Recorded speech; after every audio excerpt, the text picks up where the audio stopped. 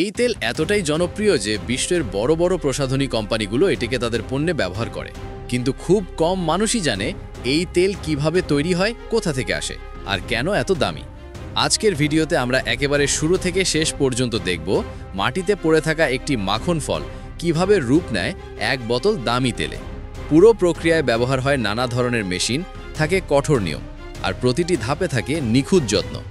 মাখন ফলের বীজ থেকেই তৈরি হয় এই পুষ্টিকর তেল, যা অনেক ঔষধ ও প্রসাধনীতে ব্যবহৃত হয়। তেল তৈরির কাজ শুরু হয় বাগান থেকে ফল সংগ্রহের মাধ্যমে, যা সাধারণত আফ্রিকার নির্দিষ্ট গরম ও শুষ্ক অঞ্চলে চাষ করা হয়। এই গাছগুলো বছরে মাত্র একবার ফল দেয়।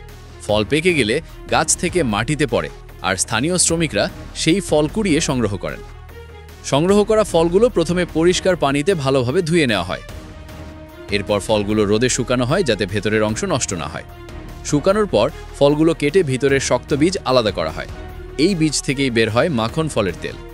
বীজগুলো আলাদা করার পর আবার পানি দিয়ে ধুয়ে ফেলা হয় যাতে কোনো ময়লা না থাকে।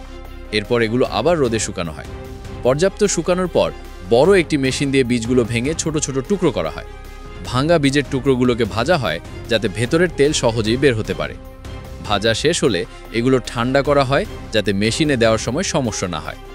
ঠান্ডা হওয়ার টুকরোগুলোকে প্রেস মেশিনে দিয়ে প্রচণ্ড চাপ প্রয়োগ করা হয়।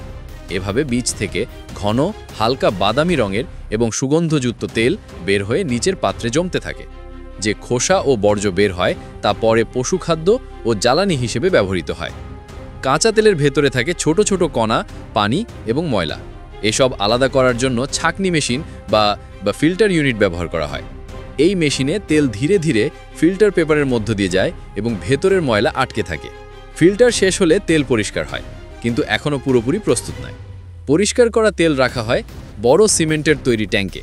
এখানে ভারী কণাগুলো নিচে বসে যায়। উপরের স্বচ্ছ তেল আলাদা করে তুলতে ডিফেন্ডার মেশিন ব্যবহার করা হয়। ধীরে ধীরে উপরের স্তর তুলে নিয়ে নিচের ময়লা অংশ বাদ দেওয়া হয়।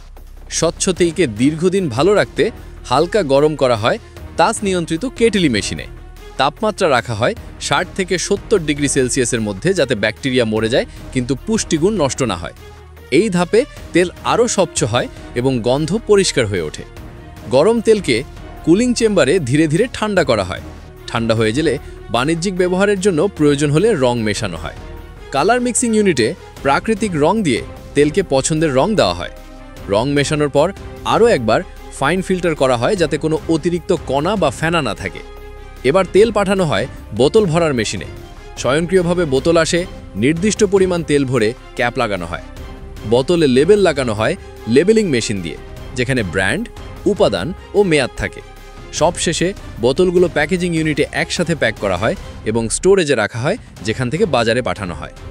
এইভাবেই মাটিতে পড়ে থাকা সাধারণ একটি মাখন ফলের বীজ থেকে শুরু হয়ে মেশিন, নিয়ম ও নিখুঁত যত্নের ধাপে ধাপে রূপ নেয় এক বোতল মূল্যবান মাখন ফলের তেলে, যা আমরা বাজার থেকে কিনে ব্যবহার করি।